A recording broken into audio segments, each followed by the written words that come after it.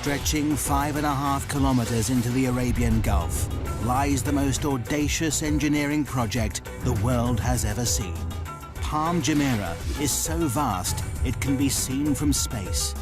Built only from sand and rock, threatened by earthquakes, violent storms and erosion from the sea, it's remarkable that Palm Jumeirah exists at all. If God had wanted an island in the shape of a palm tree in the ocean, he'd have put one here. Engineers must race against time and battle constantly with the forces of nature. This is a megastructure they thought could never be built. August 2001. The Arabian Gulf is a massive activity.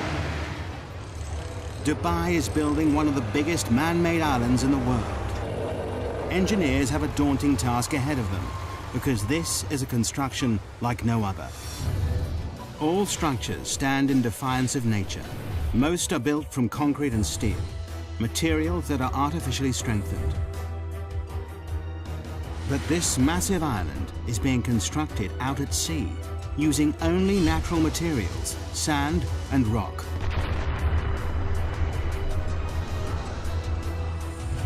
And both start eroding the moment they hit the water. For project manager Bob Berger, it's a daunting task. Any construction is in defiance to nature, and this is an extreme example of that. Every day, we're trying to prevent the destruction of what we built.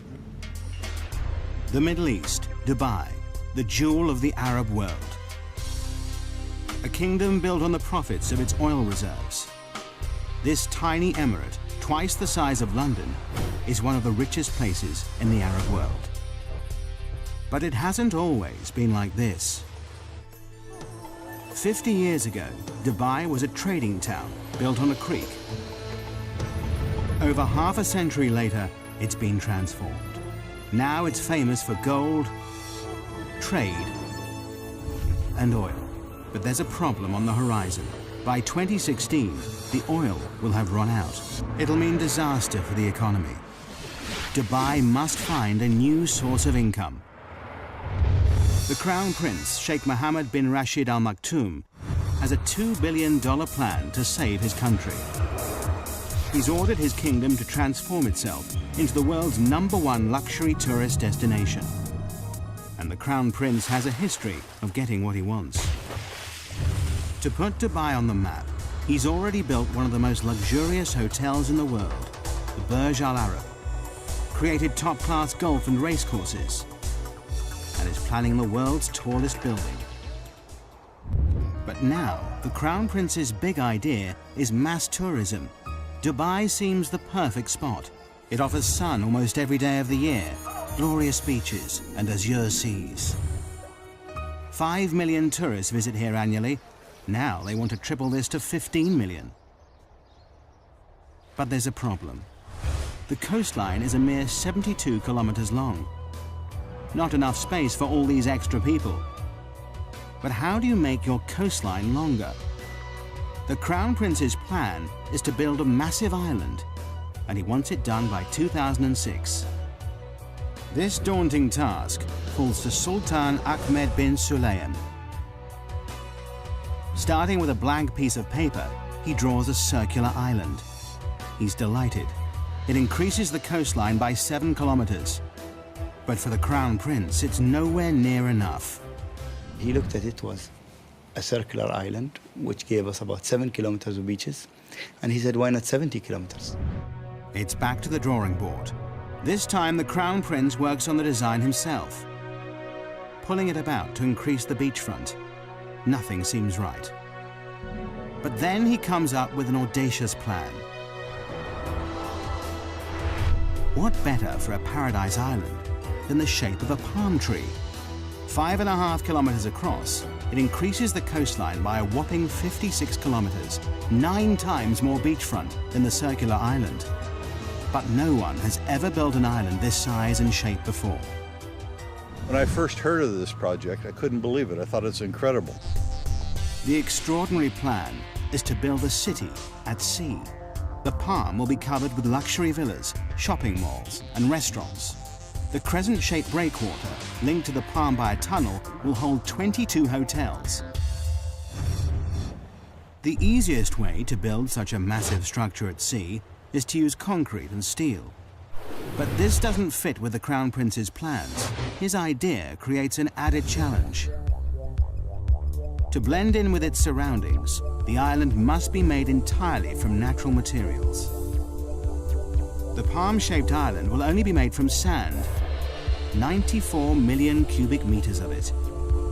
All that protects this from the sea will be a breakwater, 5.5 million cubic meters of rock. Together, there's enough sand and rock to build a 2.5 meter high wall circling the entire world.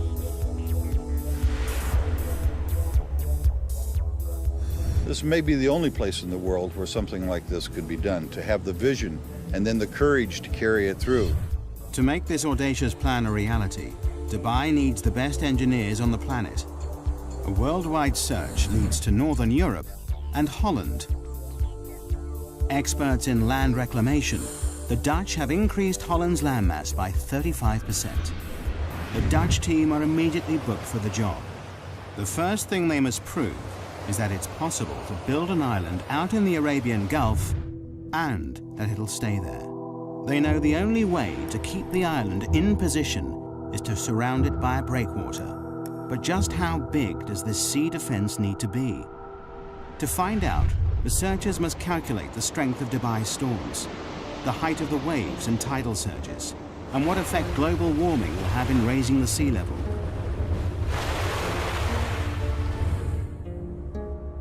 The biggest fear for all coastal engineers are massive freak waves. These waves build up over long distances, pushed by persistent winds and large currents. They destroy nearly everything in their path. But the island builders are lucky. The research team has worked out that the Arabian Gulf is the perfect place to build this megastructure. On average, the Gulf is only 30 meters deep, and it's only 160 kilometers wide. It's too short and too shallow for catastrophic waves to build up. But the team know they will get Shamal storms. Every winter, these intense northerly storms bring high winds and 2-meter waves that will batter the structure. Researchers must also factor in the worst-case scenario, the storm that hits once in 100 years.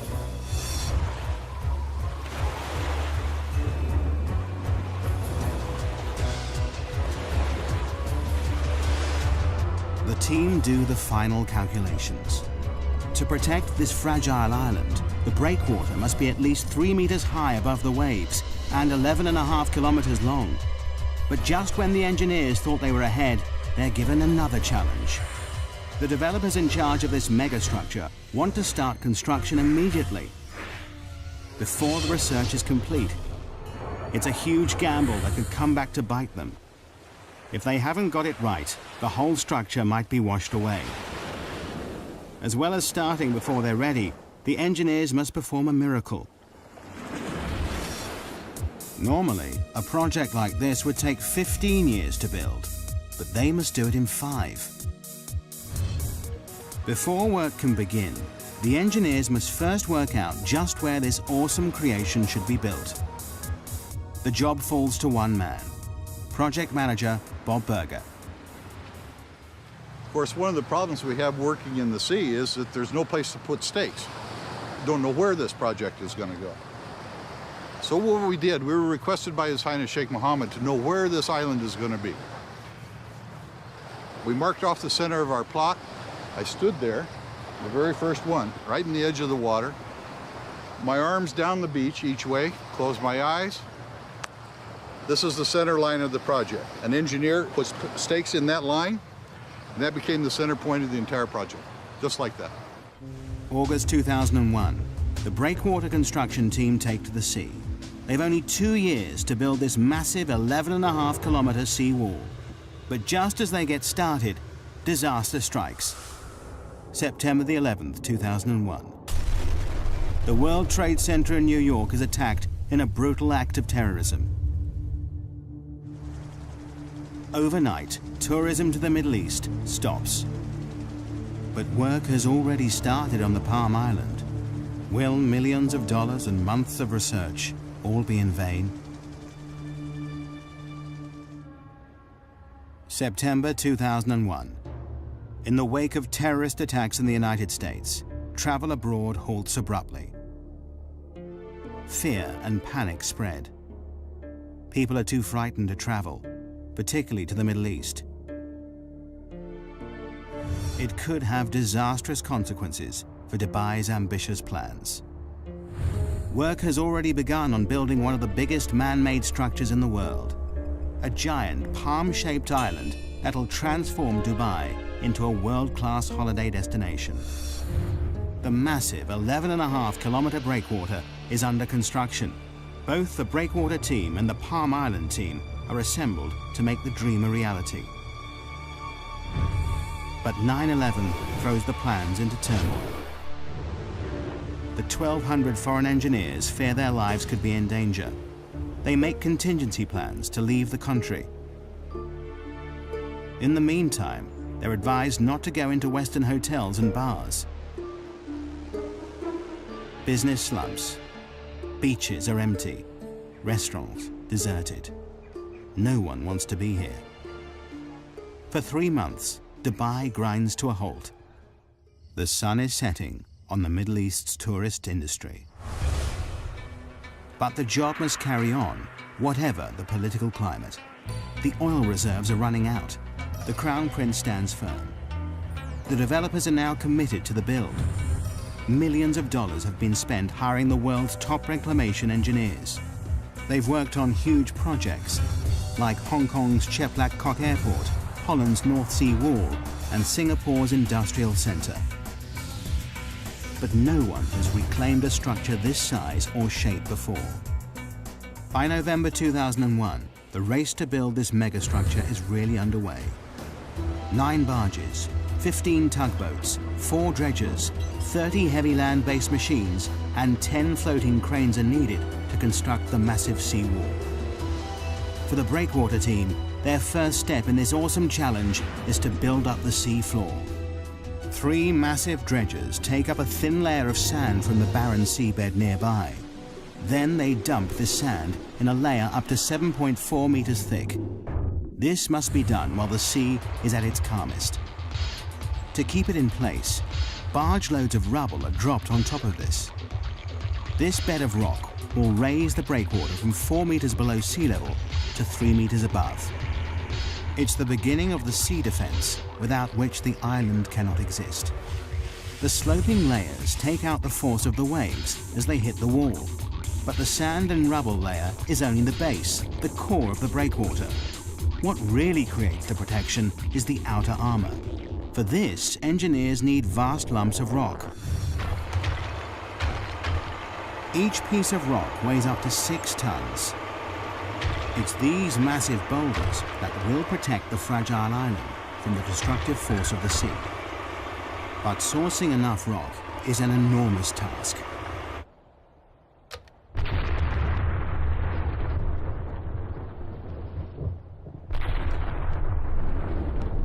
Excavation teams spring into action in 16 quarries across the United Arab Emirates.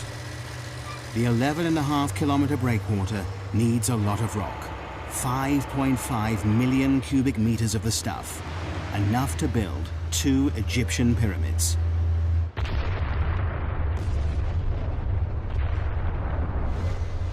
Rock is blasted out of the mountains night and day. Loaded onto dozens of lorries, it begins the arduous journey to the coast. Here, the rocks are immediately piled onto barges and shipped straight to the construction site. It takes less than 24 hours for each rock to travel from quarry to breakwater. 24/7, this floating conveyor belt delivers up to 40,000 tons of rock per day, nearly the same weight as 2 aircraft carriers. The density, size, strength, and permeability of each boulder is crucial. This stone wall must last for centuries. There's no concrete or steel holding these rocks in place. These vast boulders are not just dumped in position, graded by size and weight, it's the sheer volume that keeps them here. Positioned by cranes, each rock must interlock with the next to withstand the full force of the sea. Constant checks are needed to ensure the breakwater is in the right place and the rocks are stable. The only sure way to do this is to send in divers to pinpoint and check every meter of it. Nothing about this megastructure is left to chance. Any movement could cause the rock to crack and the wall to disintegrate, leaving the whole project vulnerable. A detailed study of the breakwater rocks below the water is noted. Divers are looking for signs of fatigue on these 6-ton boulders. Their fear is that some will have splintered or been knocked out of place by strong waves when they were put here. Every 27 meters, a diver surfaces to record the location of the rocks they're checking. The reading is taken from a man based on land, but so far this section of the breakwater stands firm. January 2002. 6 months after work began, a large section of breakwater stands proud 4.5 kilometers out at sea. For everyone involved, it's an exciting time as the dream becomes reality. When the first breakwater came up, of course, we all went out there. We had to stand on it. This tiny little precipice of rock in the middle of the ocean, and look back at Dubai and say that this is the beginnings of our job. It's a momentous achievement for the team, but there's still over 10 kilometers of this vast sea wall to build. The engineers are jubilant, but their happiness is short-lived. Winter is closing in. With a schedule of only 2 years to complete the breakwater, the last thing anyone needs is a delay. Winter in the Middle East brings shamals, great storms with winds of up to 56 kilometers per hour. Wind shifts are sudden, whipping up the sea, bringing torrential rain, violent thunderstorms, or blinding dust storms. On land, little can move.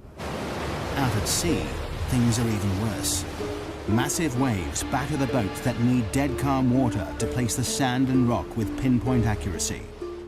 We had to seek shelter in the very little shelter that we had built. Engineers plan for the bad weather, but the storms of March 2002 are worse than they feared. Everybody crowding around trying to protect themselves from the storms. The boats find shelter, but more worryingly, will the breakwater hold? It's a nail-biting time. Over the next 3 weeks, the storms are relentless. All the engineers can do is watch and wait. The breakwater stands firm, but the schedule is slipping. The construction team is 3 weeks behind, and the pressure is immense. Every second counts. It's vital that the fragile sand island has protection. Only when a 550-meter-long section of breakwater is built can the Palm Island begin to rise above the sea. But the schedule is desperately tight. The entire megastructure must be complete by 2006. They have 2.5 years to create the island and breakwater, and just 2 years to build the city on it. The only way to meet the deadline is for both the breakwater and the island to be built at the same time. It's not an ideal situation. It will mean that throughout the build, the Palm Island will have the bare minimum of protection from the sea. But the engineers have no choice. The deadline is set. While the second team building the island wait for the protective breakwater to be built, they keep ahead of schedule by laying the sand foundations below sea level. But now, 8 months after construction began, they are desperate to break the surface. Finally, April 2002, the first 550-meter section of the breakwater rises 3 meters above the sea. At last, the builders of the Palm can step up the action and bring the island above sea level for the first time. To complete this massive island, Team 2 has the awesome task of finding 94 million cubic meters of sand to create their island, enough to cover the whole of Manhattan 1 meter deep. It's an enormous job in itself, but finding the right sand is an added headache. Dubai has more sand than it could ever need, but there's a problem. Desert sand is the wrong material for the job. It's too fine. The particles won't cling together. It means that the vast sand island would simply wash away. The engineers must look elsewhere. The best sand for the job is found 6 nautical miles out at sea. This sand is much more suitable. It's coarse, packs densely, and is more resistant to wave impact. They will dredge sand from the Gulf seabed. And there is an added benefit.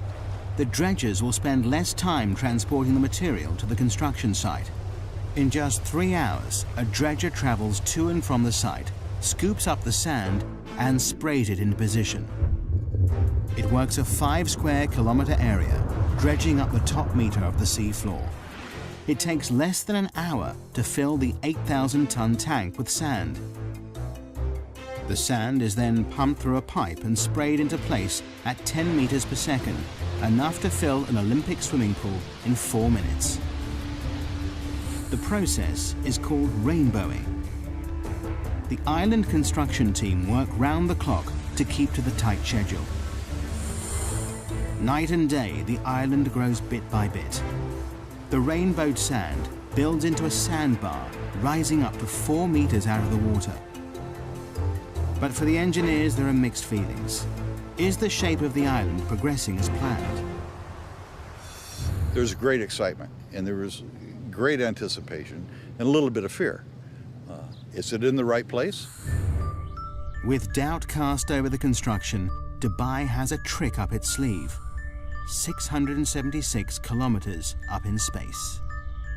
Dubai has access to the only privately owned satellite in the world. It's so powerful, it rivals those of the Russian and US military. The satellite, IKONOS, orbits the Earth, taking pictures that prove the island is totally on track, so far. It also means the Crown Prince can keep a close eye on his pet project.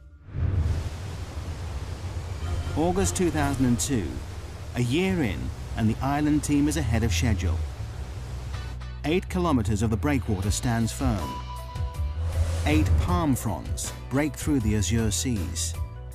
But it's a grueling and difficult process. Rainbowing is a common operation in land reclamation. But this is no ordinary reclamation project.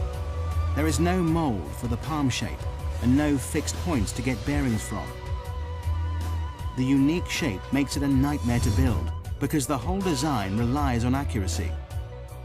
This enormous structure has 56 kilometers of waterfront and almost all of it is curved. To make things more difficult, it's impossible to tell from the ground if the sand is falling in the right place. The only way to complete this task is to use state-of-the-art technology. Prior to GPS, we couldn't have done this job. There are only 2 straight lines in this project. All the rest of them are curved. It's all down to a team of 5 men who walk the perimeter of the island every day as it takes shape. It's grueling work. Summer temperatures reach a searing 48 degrees Celsius. Humidity hits 95%. With heavy packs strapped to their backs, these mobile receivers create a grid reference for the island. Receiving signals from space and a fixed position on land, the height and position of the sandbars is recorded. With these coordinates, dredgers can sail into the exact position and rainbow the sand with pinpoint accuracy. Only by using state-of-the-art GPS technology can this awesome megastructure take shape. As the world watches, the Palm Island becomes a reality. At the same time, faith in this tiny emirate is restored. Post 9/11, Dubai emerges as a safe haven in the Middle East. The beaches fill up again. Business resumes. The Crown Prince's gamble to continue construction has paid off. But there is still a deadline to meet. The island must be built by 2006. Coordination between the 2 teams, one building the breakwater and the other reclaiming the sand island, is crucial. If they don't work in perfect synchronicity, the whole project could be thrown into jeopardy. If the breakwater progressed too quickly, it would cut off access for the reclamation contractor. If the reclamation went too quickly, then it would be at risk for the storms. We couldn't let one get ahead of the other in any way. It's a delicate balance, but a year into the project, and incredibly, work is on schedule. Against all odds, the Palm Island rises above the waves, protected by the ever-increasing sea wall. It's a symbol of engineering achievement, but the engineers' biggest challenge is still to come: how to make the island safe to build on. The majestic Palm Island is only made from sand, but sand is unstable and highly susceptible to the movement of water around it. It also takes time to settle before it's strong enough to build on. But this awesome structure will support a city of 120,000 people, and their safety relies on firm foundations. This massive sand island must be made rock solid. But how? October 2002. Dubai is building the world's most audacious engineering project in the Arabian Gulf. A 5.5-kilometer island in the shape of a palm tree, made entirely out of natural materials. A year into the build, and 2/3 of the breakwater is complete. 8 kilometers of massive rocks piled 3 meters above the waves, backed by 200 meters of beach that will eventually carry 22 hotels. Behind this sea defense, the first 9 palm fronds made of sand rise above the water. Dredgers spray sand from the seafloor, a process called rainbowing, to create the first half of the 5.5-kilometer island. But building a man-made structure in the middle of the sea with only rock and sand throws up challenges every step of the way. The team constantly battle with nature as the sea erodes the work they do. We worried initially that we could actually do it, that we could place the sand where it should be, that we could place the rocks where they should be. The teams now race to finish the project. But then the engineers discover a problem that could put the whole project in jeopardy. The decision to start construction before completing the research has finally caught up with them. Coming in or going out. The sea is not circulating around this massive megastructure as they planned. The tides are not flushing the system properly. Clean water is not moving fast enough round the inner waterway. The water is in serious danger of becoming stagnant. People have paid millions for a piece of this paradise island. Green, fetid water is not going to work. A solution must be found, and fast. Changes must be made to the design. But all the time, the Palm Island is taking shape to the original plan. Further tests are run on the computer. Luckily, the solution is found just in time, and it's simple. The seawall must have 2 breaks in it. 2 4-lane bridges link the sections of the breakwater. These 2 openings mean enough fresh-flowing water can get into the system. Twice a day, the tide enters the structure, pushing clean water around the fronds. Over 2 weeks, the entire waterway is replenished. But there is always a fear it may return. Environmentalists now test the water every day to check that the system is working. The return of algae and stagnant water is something they can't allow. With the water quality assured, the project is back on track. Teams race to finish the structure. 7 dredgers rainbow the sand, creating the last few palm fronds. Floating cranes lift the final rocks into place. By August 2003, the breakwater is complete. An awesome 5.5 million cubic meters of rock now holds back the full force of the sea. 2 months later, in October, the island reclamation is finished. 94 million cubic meters of sand have been pumped into the Arabian Gulf to create the perfect palm shape. In just over 2 years, the Palm Island has finally risen from the sea. The deadline has been met just on time, and phase 1 of this monumental engineering challenge has been accomplished. there is still a very long way to go. Phase 1 is only the completion of the foundations. Now to fulfill the Crown Prince's dream. 4,500 houses and apartments, hotels and shopping malls must be built along the waterfront. This sand island must support an entire city. But here lies the next major problem. Sand is not easy to build on. Because the sand has been sprayed into position, it's loose and uncompacted. We get the material for the islands dredged from the seabed, which means that all the fine materials are already cleansed from the sands. You can drive on it within a couple hours after you reclaim it. However, it's not satisfactory to build on. But a strong base is vital to support this city at sea. Before construction can start, engineers must find a way to compact the sand to make it firm. In theory, the idea is simple. All we have to do then is compress the top layer. As you can see, when you press down, very little displacement, except straight down, nothing to the side. That gives us a firm surface to build on. But in reality, the engineers are working with an area spread over 5 square kilometers. Over time, the sand will compact naturally, but this will take years. And time is something the engineers don't have. Construction of the infrastructure must start immediately. As if the schedule wasn't pressure enough, there is another, more important reason why the foundations of the city must be made extra strong.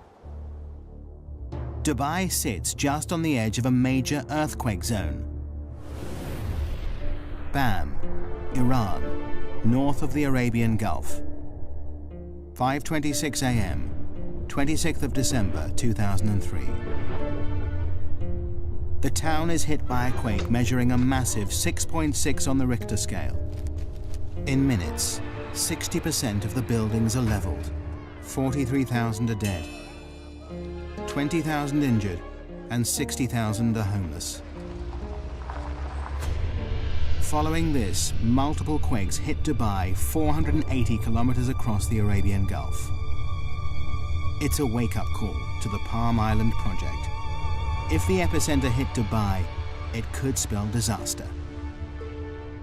Should an earthquake come through the area, the sand might lose its cohesiveness down deep. The reclamation process piles sand one grain upon another. If we put the ocean around it,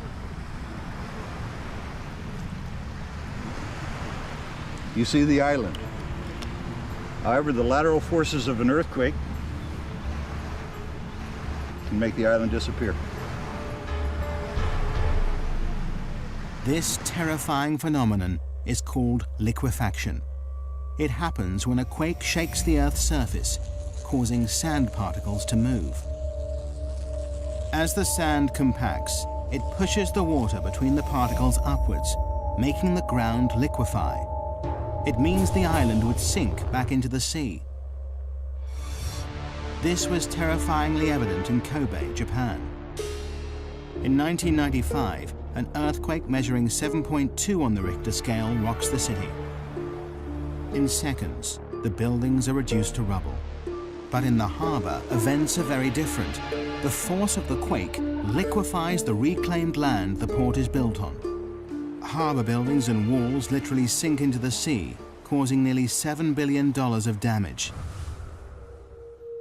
It's something they can't risk in Dubai. Before any houses can be built, Palm Jumeirah must be made strong enough to prevent it from liquefaction.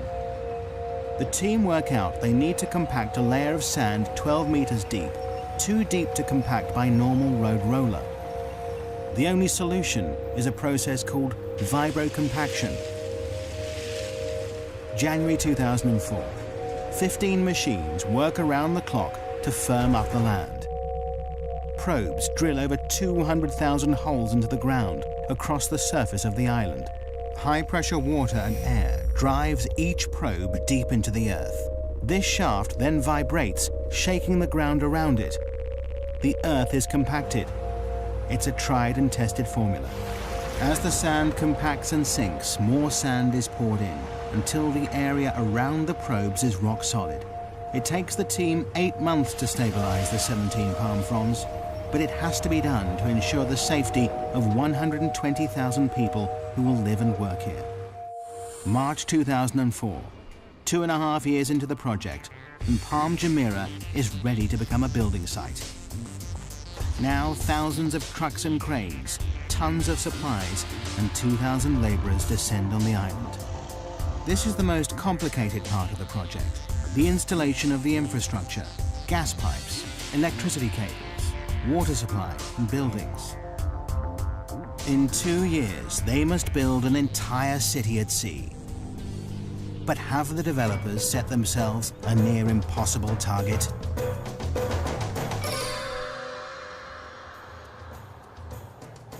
January 2005. One of the world's biggest man-made structures has reached a critical stage. After 2 years, the island foundations rise out of the sea. Now engineers turn their attention from sand and rock to concrete, glass and steel. They're building an entire city out at sea in just 2 years. Nothing like this has ever been attempted before. For project manager Scott Hutchinson, building the apartments is a massive logistical nightmare. I've probably worked on 3 or 4 other billion-dollar projects before, but this is without a doubt the biggest and the most complex that I've ever seen. And I can't imagine other projects being any more complex than this. 850 buses ferry the 40,000-strong Asian workforce on and off the island in 2 12-hour shifts. They'll work in grueling temperatures of up to 48 degrees Celsius.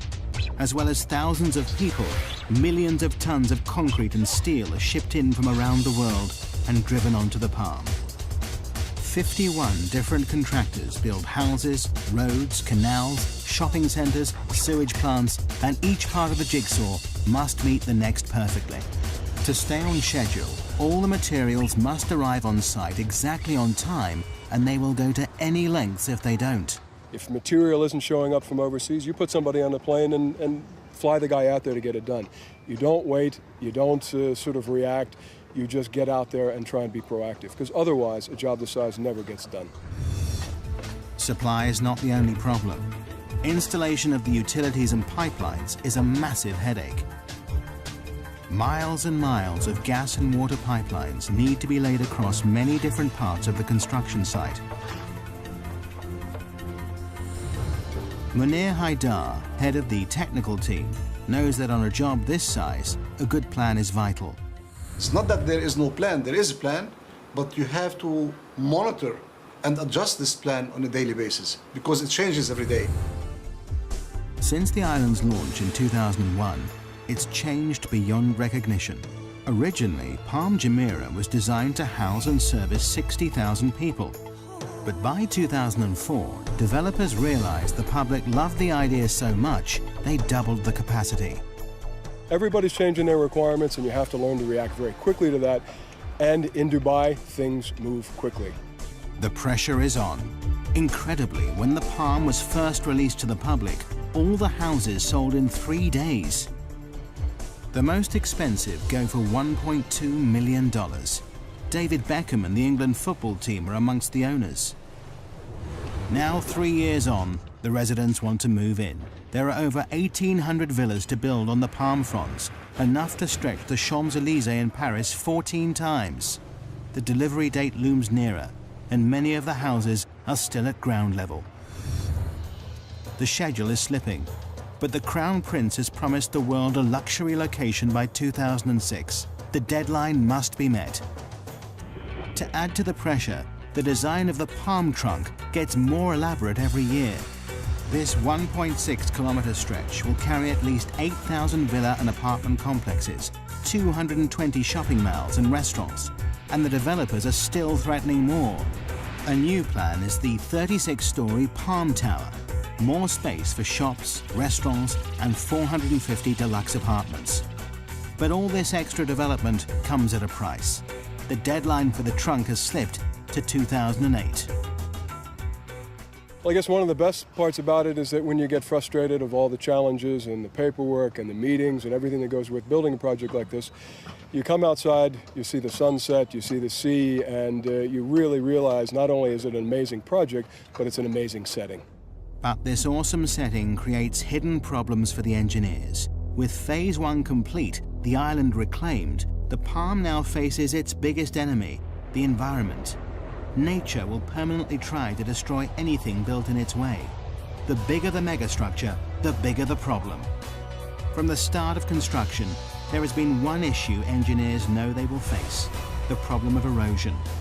All beaches are constantly affected by waves, but with a man-made island, the problem is exaggerated. These beaches are not naturally replenished with sand by the sea. If nature won't do it, someone has to. Otherwise, the whole island will be washed away. Only now the island is complete can they see the full extent of the problem. Engineers have studied every meter of the Palm's 56-kilometer coastline, analyzing the effect the waves have on its shape. The results show the sand is gradually being washed away in some places and built up further along the structure. Left unchecked, the beaches will no longer be straight, and Paradise Island will fail. But the engineers are confident that through constant maintenance, they can keep the intricate palm shape. Just when the developers think they've cracked the problem, an even bigger dilemma rears its head. Beach erosion is also affecting the Dubai coastline on a much bigger scale. Dubai is famous for its beautiful beaches. Could the success of the megastructure cause the mainland's downfall? Normally, the currents evenly push the sand along the coastline, keeping the beach straight. By building a massive structure so close to the shoreline, wave movement in the area has altered. The current is changing the shape of the coastline. In some places, sand is deposited, extending the beaches out to sea. In others, the beach is eroded away. And initial research shows some worrying facts. In some places, the shoreline could be eroded by 5 to 10 meters per year. Eventually, it could destroy mainland resorts, property, and roads. In time, the coastline will settle down. Nature and the structure will learn to live with each other. But this may take years. In the meantime, the developers have bought a dredger.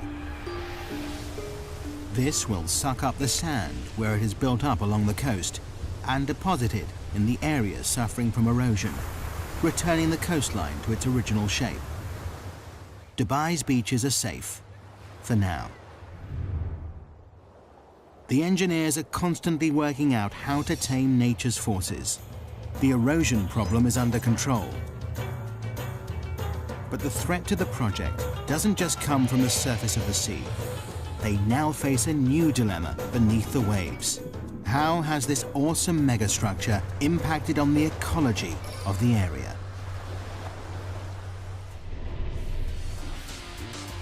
August 2005.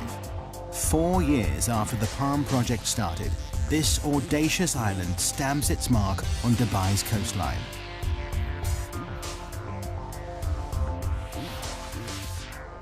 This was the first step, a big step, in putting Dubai on the map. But by pushing into unknown territory, building structures never built before, engineers face new problems all the time. Since the Palm Island's conception, environmentalists have been convinced the building of this megastructure would destroy local marine life, ruining one of its greatest selling points, the azure seas it sits in.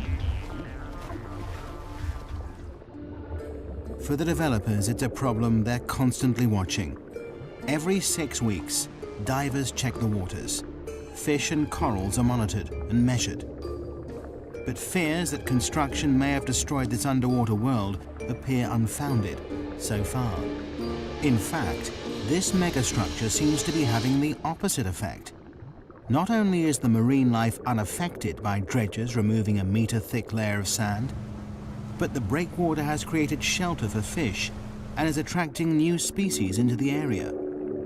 Now the palm developers are turning this to their advantage. They plan to build the largest artificial reef in the world.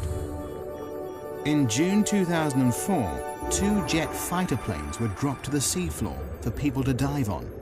There are even plans to sink a red London double-decker bus. In true Dubai style, they'll create something from nothing to rival the reefs of Australia, the Red Sea, and the Maldives. Even before the palm is finished, the Crown Prince is inspired by its success. Now he wants 2 more islands, each bigger than the last. Palm Jebel Ali is 1 year into construction. It's twice the size of the first, nearly 8 kilometers in diameter. This is designed to be a tranquil island with 29 luxury hotels and an inner ring of water homes that spell out an Arabic poem scribed by the Crown Prince himself. Even bigger is Palm Dira. Work has just started on this whopping 14-kilometer-long island that will support 500,000 people. Although engineers have the confidence of knowing how to build these structures, they now have a more worrying problem: supply. To raise this island from the sea will take 1,500 million cubic meters of sand, 15 times the amount needed to build the first palm. Could this outrageous structure fall at the first hurdle because of lack of materials? Dredgers are driven further out to sea in search of enough suitable sand. But the engineers are confident that their goals are achievable. But just when they thought resources were stretched to the limit, the Crown Prince has the most outrageous idea of them all. To make Dubai the #1 tourist destination, he wants to build the world. 4 kilometers out at sea, hundreds of small islands are being constructed. Seen from the air, these islands will take the shape of the continents of the world. It's an even more complicated structure to build than the palm. This is not 1 island, but 300, and each one is different, varying in size from 5 acres to 20. The deadline for these exclusive private islands is 2007. Arizona, Wyoming, France, and Australia are all up for sale. They cost anything from $6 to $36 million, and that's before anything is built on them. But creating the world takes land reclamation to the limit. This archipelago of sandbars covers an area almost 7 kilometers by 9. Each island has to be built in exactly the right position to create the global look from space. Any mistake, and the whole design will be ruined. The Palm Island put Dubai on the map. Now the world puts the map on Dubai. But have the developers gone too far? Will the demand for property keep up with the escalating build? Will the bubble burst? So far, 2 of the Palm Islands are completely sold out. A third of the world has been snapped up. But this still leaves a lot up for sale. But the developers are confident they see no end to the demand. Megastructures are the latest craze. To top all plans, in January 2005, they launched the Dubai waterfront. This claw-shaped landmass won't just stretch far out to sea. It will also create 75 kilometers of waterfront, stretching into the desert. Together, all these megastructures will extend the coastline of Dubai from 72 kilometers to a whopping 1,500, a 2,118% increase. Meanwhile, the first Palm's construction team continues to meet the deadline of 2008. But the island stands here in defiance of nature, proof that engineers can and will continually push the boundaries of engineering technology. The Palm Island is truly an awesome megastructure.